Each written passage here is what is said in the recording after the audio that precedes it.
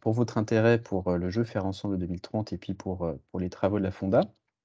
Je vais me présenter très rapidement. Je suis Bastien Angelbach, je suis le coordonnateur des programmes de la Fonda. La Fonda qui est le laboratoire d'idées du monde associatif. Donc, nous sommes une association qui porte une conviction qu'il n'y a pas de vitalité démocratique sans vitalité associative. Et donc notre vision et notre mission à la fois, c'est, de contribuer à mieux faire connaître, mieux faire reconnaître et puis, accompagner, appuyer, aider à se développer cette vitalité associative avec des activités à la fois, bah, de réflexion et puis aussi des activités un petit peu plus d'intelligence collective et donc des ateliers comme celui qu'on va pouvoir vous proposer aujourd'hui. On est, donc, vous verrez dans la répartition après, des sous-groupes, et donc on est plusieurs de la Fonda aujourd'hui à être présents, puisque donc on a également, Anna Olivetti qui est notre chargée de mission sur le programme Faire ensemble 2030 qui est présente et qui animera un sous-groupe. Nous avons également, Anna Maheu qui est notre responsable communication et rédactrice en chef de la Tribune Fonda, qui animera un groupe avec Agathe Thiebaud qui vient de rejoindre l'équipe sur la communication en alternance. Et nous avons également, qui nous rejoint pour cette séance, Philippe Bégou, qui est, président de la Fonda Sud-Ouest et qui est, bénévole, de la Fonda, et donc qui va également animer un sous-groupe. Donc j'en profite, pour vous renouveler mes remerciements. Donc pour vous dire quelques mots sur le déroulé, de cette séance. Et je suis en train de hop, de bouger la mauvaise slide. Donc vous dire quelques mots sur cette séance. Donc, je vous ai déjà donné quelques mots rapides, sur la Fonda. Donc on va d'abord comme se donner un temps d'introduction, puisque donc le jeu Faire ensemble 2030 est un jeu d'appropriation des objectifs de développement durable. Donc on va commencer quand même par se redonner quelques éléments de rappel sur ce que sont les objectifs de développement durable et l'agenda 2030 qu'ils constituent. On se fera toujours en plénière un temps rapide de présentation du jeu, donc de son mode de fonctionnement et de ses grandes règles. Et donc ensuite, vous allez être répartis donc en 4 sous-groupes pour jouer concrètement, et donc et proposer, des réponses à des défis en lien avec des cibles, des objectifs de développement durable. Je précise une chose par rapport au tour de table. Alors, comme on est assez nombreux à être inscrits, on se donnera un temps de présentation, mais donc on le fera en sous-groupe, pour que ce soit plus fluide et plus simple en termes d'animation. Et donc à l'issue comme aussi de notre temps en sous-groupe, on se retrouvera en séance plénière à nouveau, pour, d'une part, partager ce qui aura été imaginé dans les autres groupes et puis se donner un dernier temps de débrief, de partage d'impressions sur le jeu. Je vais donc maintenant donner la parole à Anna Olivetti qui va vous dire quelques mots sur, donc pour ouvrir notre séance et notre première séquence, qui va donner quelques mots sur ce que sont les ODD et l'agenda 2030 qu'ils constituent. Merci beaucoup Bastien. Bonjour à toutes et à tous. Je suis très heureuse d'être, avec vous, ce matin, plutôt en cette fin de matinée. Donc, déjà petit sondage rapide. Est-ce que vous connaissez les ODD? Si oui, n'hésitez pas à lever la main sur, le module réaction, sur Teams, ou à lever la main, sur les caméras pour que je d'accord. Quelques personnes, donc parmi notre assemblée. J'ai l'impression que c'est un sujet donc qui infuse, donc j'en suis ravie. Mais voici quand même avant toute chose, quelques petites données clés à ce sujet. Donc l'agenda 2030 est un programme international qui est apparu donc sous l'impulsion des Nations unies en 2015, où 193 États donc, se sont engagés, à aller vers un futur souhaitable, plus juste, solidaire et durable. Mais ce qui est intéressant, c'est que c'est le fruit, donc, de d'autres, agendas internationaux qui existaient précédemment. D'une part, les sommets de la Terre qui avaient plus une dimension environnementale, et les objectifs du millénaire pour le développement, donc qui avaient plus une dimension socio-économique. Ce qui est intéressant avec cet agenda 2030, c'est que nous sommes tous des pays en voie de développement durable. Donc on voit bien qu'il y a, l'abandon de la distinction entre pays du Nord et pays du Sud, comme vous pouvez le voir à la slide, suivante. Merci.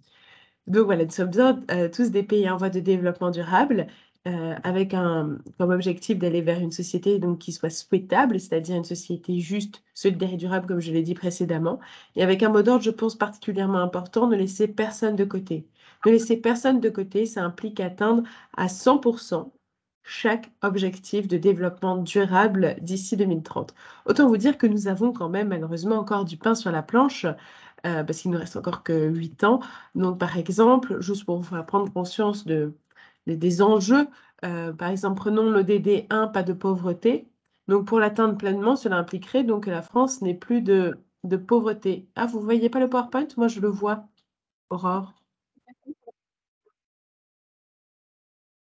Un petit problème technique apparemment, Bastien, mais je ne sais pas comment le Oui, je sais. contrôle. Est-ce qu'il est de retour? Enfin, j'ai vu effectivement que j'ai eu une perte de contrôle, mais est-ce qu'il est de retour, le PowerPoint? Est-ce que vous le voyez ou Moi, je le pas? vois bien. Moi, je Oui, c'est Moi, je le vois bien. bon, on le voit. Ok. ouais, c'est bon. Là Par également. contre,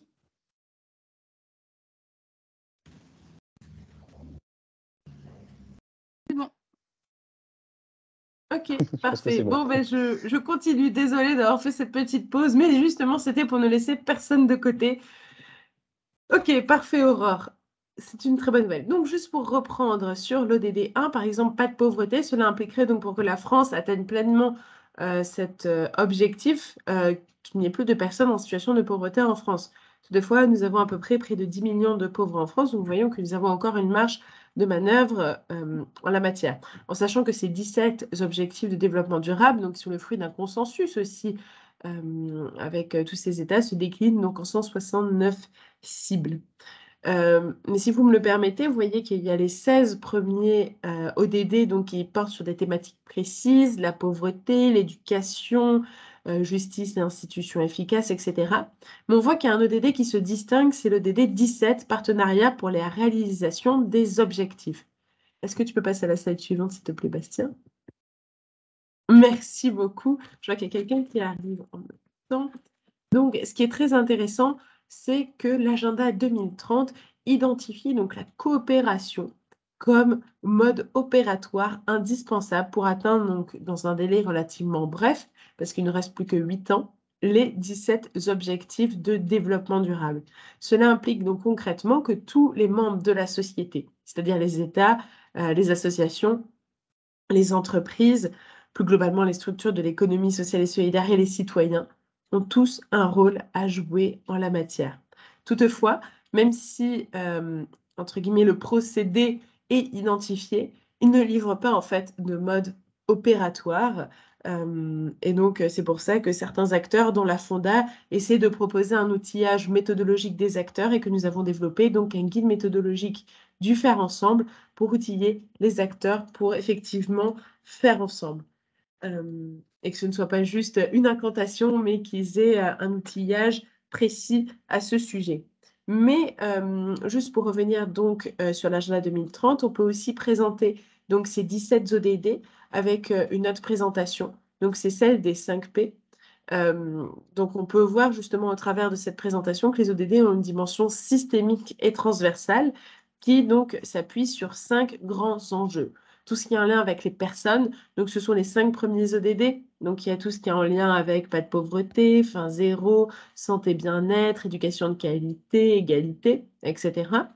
Nous avons aussi donc une dimension liée à la prospérité, à l'économie. Donc c'est tout ce qui est travail décent et croissance soutenable, inégalité réduite, vie des communautés durables, etc., etc. À gauche de votre écran, nous avons donc des ODD qui ont plus une dimension environnementale, avec le P de planète. Donc, par exemple, l'ODD 14 sur la vie aquatique, l'ODD 15 sur la vie terrestre, etc. Donc là, pour l'instant, nous sommes dans le triptyque du développement durable, environnement, social, économie. Mais ce qui est intéressant, c'est que l'agenda 2030 va plus loin et introduit 2 autres dimensions. D'une part, le P de P, avec le DD16, paix, justice, institutions efficaces, qui, je pense, est particulièrement important à l'aune des événements récents. Et aussi, le dernier P que nous aimons tout particulièrement à la Fonda, c'est le P de partenariat, avec le DD17, partenariat donc pour la réalisation des objectifs.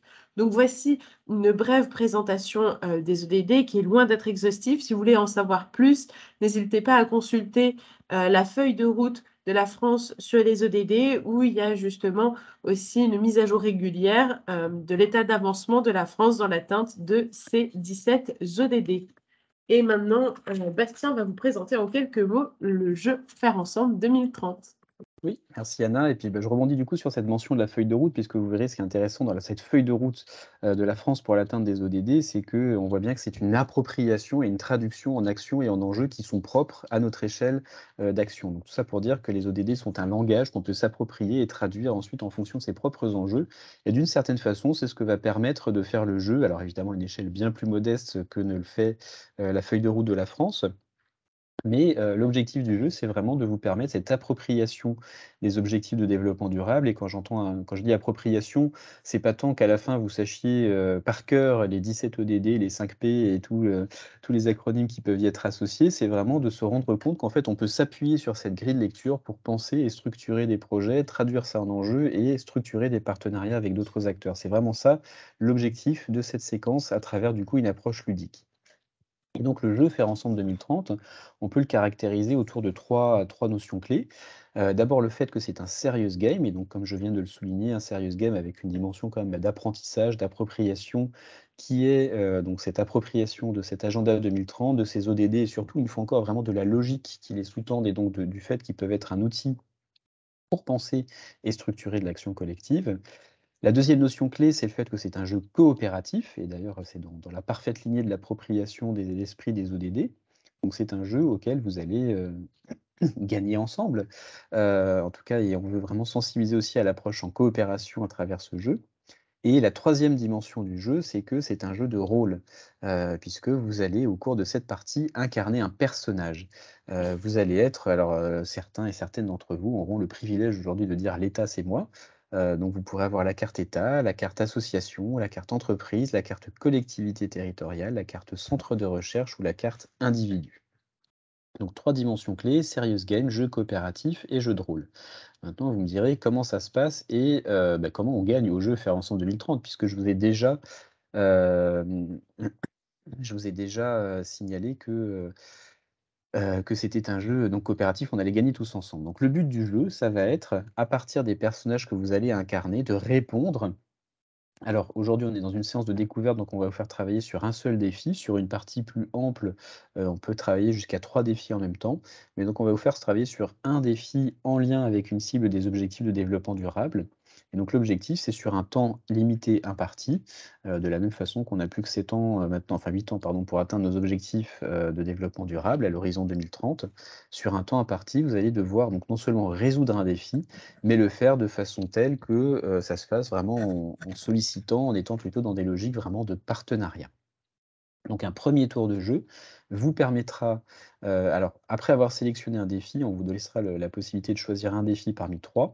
Et donc le premier tour de jeu vous permettra de proposer, en tant que le personnage que vous incarnez dans le jeu, de proposer une solution en réponse à ce défi. Et le deuxième tour de jeu vous invitera à interagir, donc vous aurez des cartes spécifiques, à interagir entre vous en partenariat, en opposition, en soutien, pour créer des liens entre vos projets. Et donc on donnera ensuite un temps vraiment de débrief. Voilà un petit peu, donc alors je vous rassure quand même sur un point, c'est que là, je vous donne vraiment le grand cadre, mais nous allons évidemment vous accompagner au fur et à mesure de chaque étape du jeu et donc, pour chaque sous-groupe, il y aura, un animateur. Alors on va pouvoir passer à la phase fatidique qui est la répartition en sous-groupes Mmh. et alors je vois que, Amélie, nous envoie un message comme quoi il y a des personnes qui étaient encore en salle d'attente, c'est ça? Oui.